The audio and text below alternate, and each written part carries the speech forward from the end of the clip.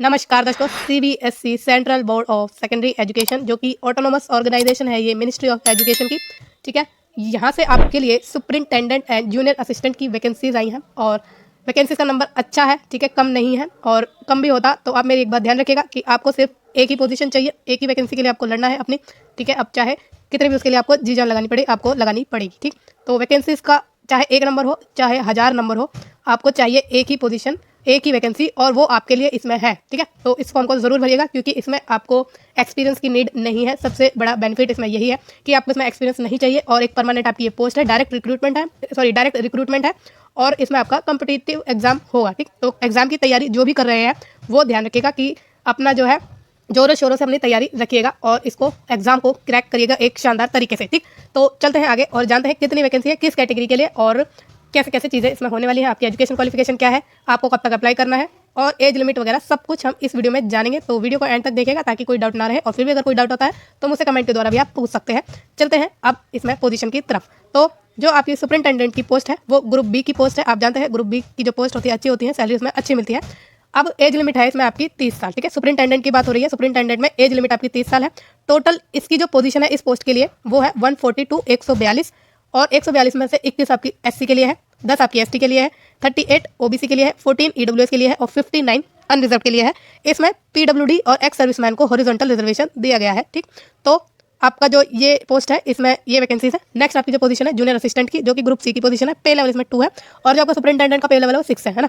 तो पे level junior assistant के लिए 2 है। टोटल वैकेंसीज का नंबर है इसमें 70, जिसमें से एससी के लिए 9 है, एसटी के लिए 9 है। ठीक है, दोनों के लिए 9 है। ओबीसी के लिए 34 है, 34, ईडब्ल्यूएस के लिए 13 है, अनरिजर्व के लिए 5 है। ठीक, और एज लिमिट की बात करें तो 27 साल है। अब एज लिमिट जिनकी भी क्रॉस हो रही है या वो बॉर्डर पे है तो उनको रिलैक्सेशन इसमें मिल जाएगा अगर वो कैटेगरी से बिलोंग करते हैं तो। फिर नेक्स्ट बात करते हैं, ये आपकी कुछ दे रखी है क्या, पीडब्ल्यूडी कैटेगरी की हॉरिजॉन्टल रिजर्वेशन की थोड़ी सी डिटेल, तो वो हम नहीं देखेंगे, आगे चलेंगे सीधा और जानते हैं कि इसमें आपका एप्लीकेशन फॉर्म कब से शुरू हुआ है और कब तक आप इसमें भर सकते हैं। तो 1 जनवरी से स्टार्ट हो चुका है और 31 जनवरी तक आप इसमें फॉर्म भर सकते हैं। ठीक, 31 जनवरी लास्ट डेट है और लास्ट डेट का इंतजार किए बिना आप इस फॉर्म को भर दीजिएगा क्योंकि एंड टाइम पर वेबसाइट ठीक से काम नहीं करती, क्योंकि रश होता है, लोग भूल जाते हैं फॉर्म को भरना और आपका क्लैश हो जाता है वेबसाइट में, है ना। फिर बढ़ते हैं अब आगे, और ये एक्स सर्विसमैन की थोड़ी सी डेफिनेशन दे रखी है जो कि हमारे लिए शायद मतलब हमारे लिए इंपॉर्टेंट नहीं है इतनी। ठीक है, अब चलते हैं एज लिमिट पर, यानी कि रिलैक्सेशन कितना किस कैटेगरी को मिलने वाला है। एससी एसटी को 5 साल का रिलैक्सेशन मिलेगा, ओबीसी को मिलेगा सेंट्रल लिस्ट के हिसाब से 3 साल का रिलैक्सेशन, पीडब्ल्यूडी अनरिजर्व के लिए इंक्लूडिंग वुमेन 10 साल का रिलैक्सेशन मिलेगा और PWD OBC centre including women 13 साल का, SC ST PWD SC ST को इंक्लूडिंग वुमेन 15 साल का मिलेगा।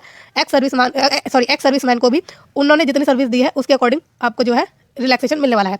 वुमेन की बात करें, चाहे वो किसी भी कैटेगरी को अनरिजर्व के हो, किसी के भी हो, इसमें से वुमेन लिखा है, उनको 10 साल का इसमें रिलैक्सेशन दिया गया है और डिपार्टमेंटल कैंडिडेट के लिए कोई बार ही नहीं रखा। ठीक है, सीबीएसई में जो काम करते हैं क्लैरिकल पे कहीं पर भी, ठीक है, किसी भी पोस्ट के लिए काम कर रहे हैं, किसी पोस्ट पर काम कर रहे हैं, उनके लिए एज लिमिट नहीं रखी गई है, किसी भी एज लिमिट में फॉर्म भर सकते हैं। अब आपकी जो एज लिमिट काउंट की जाएगी वो 31 जनवरी 2025 से काउंट की जाएगी। तो अपनी एज को काउंट कर लेना कितनी बैटरी है, और अगर आप एज काउंट करना आपको नहीं आता तो आप डायरेक्टली जो है नेट पर जाकर एज कैलकुलेटर टाइप करके उसमें एज कैलकुलेटर का आ जाएगा और वहाँ पर आप कैलकुलेट कर लेना अपनी एज। ठीक है, और आपकी डेट ऑफ बर्थ जो है 10th की मैट्रिकुलेशन की सेकेंडरी एग्जामिनेशन सर्टिफिकेट के हिसाब से जो भी उसमें है वही आपकी डेट ऑफ बर्थ मानी जाएगी और वही आपको अपने फॉर्म में भी भरनी है।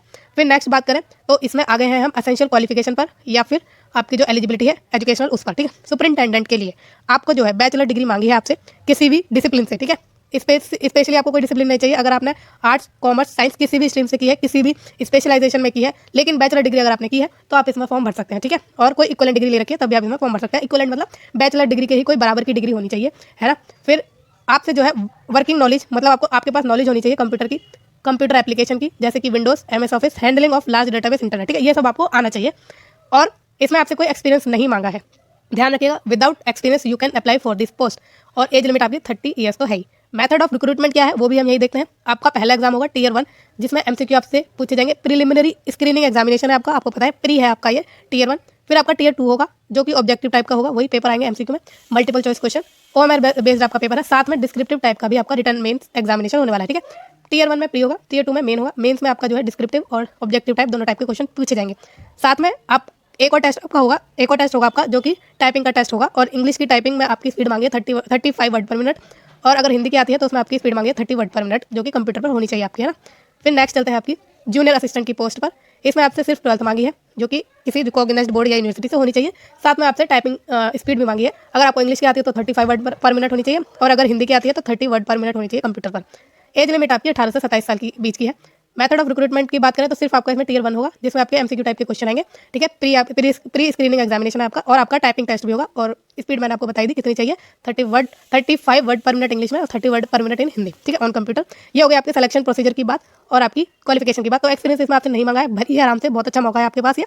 अब बात करें कि इसमें एग्जामिनेशन फीस लगेगी या नहीं, तो अनरिजर्व ओबीसी और ईडब्ल्यूएस को 800 रुपये की फीस देनी है ईच पोस्ट के लिए। अगर आप दोनों पोस्ट के लिए भरना चाहते हैं तो दोनों के लिए आपको 800 देने पड़ेंगे, यानी टोटल 1600 रुपये, ठीक है। SC ST PWD ex serviceman women departmental candidate, उनको कोई भी फीस नहीं देनी है, ठीक है। There is no fees for the category, ठीक। फिर नेक्स्ट बात करें कैटेगरी है वुमेन।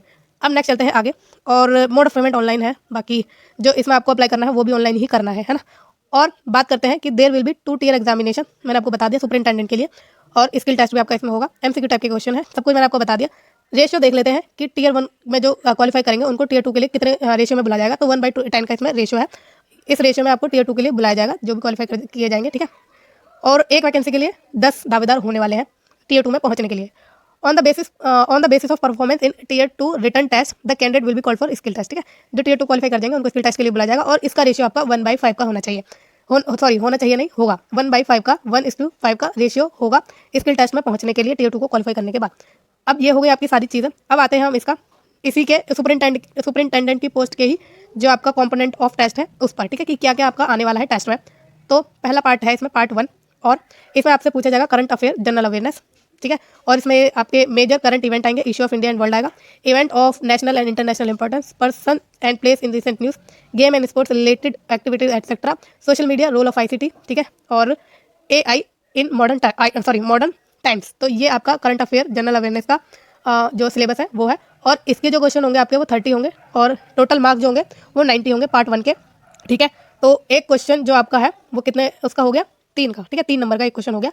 पार्ट 2 में आपसे पूछी जाएगी general mental ability, general intelligence, logical reasoning and analytical ability.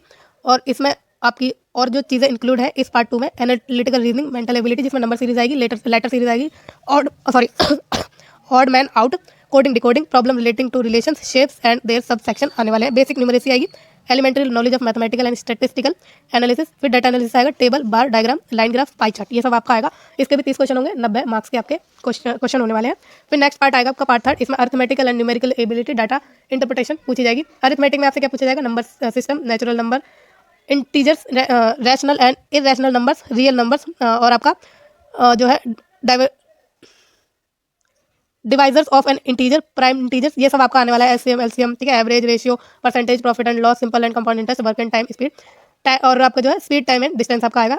और एलजेब्रा से भी आपके क्वेश्चन आएंगे, factor of polynomials, LCM and HCF, ठीक है, और polynomials and their inter relation, remainder theorem, ये सब आपका आएगा। आपको जो पीडीएफ है ना इस वीडियो के डिस्क्रिप्शन बॉक्स में मिलेगा, क्योंकि हम इतना डिटेल में डिस्कस नहीं कर सकते वीडियो को शॉर्ट करने के लिए, है ना। तो ये आप देख लेना अपना जो है सिलेबस, क्योंकि उसी के अकॉर्डिंग आपको जो है तैयारी करनी है। तो इसका प्रिंट आउट निकालकर आप अच्छे से तैयारी करिए। इसके भी जो क्वेश्चन आएंगे पार्ट 3 के 30 होंगे, और 90 नंबर का ये पार्ट होने वाला है 3rd। तो ढंग से कर लेना तैयारी, पीडीएफ निकालकर ही आपको डिटेल में सिलेबस के अकॉर्डिंग तैयारी करनी होगी। साथ में आपकी जो इसी पार्ट 3 में ज्योमेट्री भी आएगी और स्टैटिस्टिक्स भी आएगी। फिर पार्ट 4 में आएगी जनरल हिंदी। जनरल हिंदी में ये सारा आपका सिलेबस है, इसमें भी 30 क्वेश्चन होंगे आपके, और 90 नंबर का ये सेक्शन है। और जो ये जनरल हिंदी है पार्ट 4 की, उसमें जनरल इंग्लिश भी आएगी। जनरल हिंदी के जो होंगे 15 क्वेश्चन होंगे, जनरल इंग्लिश के आपके 15 क्वेश्चन होंगे, 15 प्लस 30 का ये पार्ट 4 आपका होने वाला है, और 90 नंबर का ये पार्ट 4 है। फिर कंप्यूटर प्रोफिशिएंसी का टेस्ट भी होगा, उसमें आपसे क्या पूछी जाएगी, computer basic, software, working with internet and emails, basic of networking and cyber security, ये आपसे पूछी जाएगी पार्ट 5 में। 30 क्वेश्चन होंगे 90 मार्क्स के, और 150 आपके टोटल क्वेश्चन होंगे सारे पार्ट को मिलाकर, यानी पार्ट 5 के 150 आपके पार्ट 1 से लेकर पार्ट 5 तक 150 क्वेश्चन होंगे, और टोटल जो मार्क्स होंगे इसके 450 होंगे, 450, है ना। ये हो गई आपकी टियर 1 की डिटेल से सिलेबस की जानकारी। नेक्स्ट बात करें तो टियर 2 पे आ जाते हैं, और टियर 2 में भी OMR का टेस्ट होगा, मतलब OMR बेस्ड टेस्ट होगा, और डिस्क्रिप्टिव रिटन टेस्ट भी होने वाला है। कंपोनेंट की बात करें तो करंट अफेयर आएगा आपका, और ऑब्जेक्टिव टाइप के जो क्वेश्चन होंगे 10 होंगे 30 मार्क के, यानी एक क्वेश्चन 3 मार्क का। डिस्क्रिप्टिव में 4 क्वेश्चन होंगे 20 मार्क का, ठीक है, एक क्वेश्चन 5 मार्क का होगा। ये हो गए आपके करंट अफेयर। फिर और इंडियन हिस्ट्री एंड कल्चर आएगा, इसमें जो आपके क्या कहते हैं क्वेश्चन होंगे, है ना, क्वेश्चन जो होंगे इसमें आपके 4 होंगे इंडियन हिस्ट्री एंड कल्चर के, जो कि 12 नंबर के होंगे, और 4 क्वेश्चन ही होंगे आपके डिस्क्रिप्टिव के, जो कि 20 नंबर का होगा, ठीक है। फिर नेक्स्ट चलते हैं आगे, इंडियन इकोनॉमिक्स से क्वेश्चन पूछे जाएंगे आपके, 4 क्वेश्चन होंगे 12 नंबर के आपके मल्टीपल चॉइस क्वेश्चन, और 4 क्वेश्चन होंगे 20 नंबर के डिस्क्रिप्टिव टाइप के क्वेश्चन। नेक्स्ट है इंडियन ज्योग्राफी, MCQ के 4 क्वेश्चन 12 नंबर के, डिस्क्रिप्टिव के 4 क्वेश्चन 20 नंबर के। फिर साइंस एंड टेक्नोलॉजी का होगा, आपका टेस्ट, और 4 क्वेश्चन होंगे 12 नंबर के, 4 क्वेश्चन होंगे 20 नंबर के। नेक्स्ट चलें आगे। तो concept and issued and dynamics of public administration and management syllabus, 8 question होंगे 24 नंबर के, 4 क्वेश्चन होंगे डिस्क्रिप्टिव के 20 नंबर के। ठीक है, 8 क्वेश्चन जो होंगे वो होंगे आपके एमसीक्यू के 24 नंबर के, और डिस्क्रिप्टिव के 4 क्वेश्चन 20 नंबर के होंगे। फिर constitution of India, polity, governance पूछी जाएगी। एमसीक्यू में आएंगे 8 क्वेश्चन 24 नंबर के, डिस्क्रिप्टिव में आएंगे 4 क्वेश्चन 20 नंबर के। और इंग्लिश लैंग्वेज एंड कॉम्प्रहेंशन पूछी जाएगी, जिसमें एमसीक्यू बेस्ड होंगे 8 क्वेश्चन 24 नंबर के, और डिस्क्रिप्टिव होंगे 2 क्वेश्चन 10 नंबर के। ठीक है, इस तरह से आपका जो डिस्क्रिप्टिव के क्वेश्चन होंगे टोटल 30 होंगे 150 नंबर के, और एमसीक्यू होंगे 50 क्वेश्चन 150 नंबर के।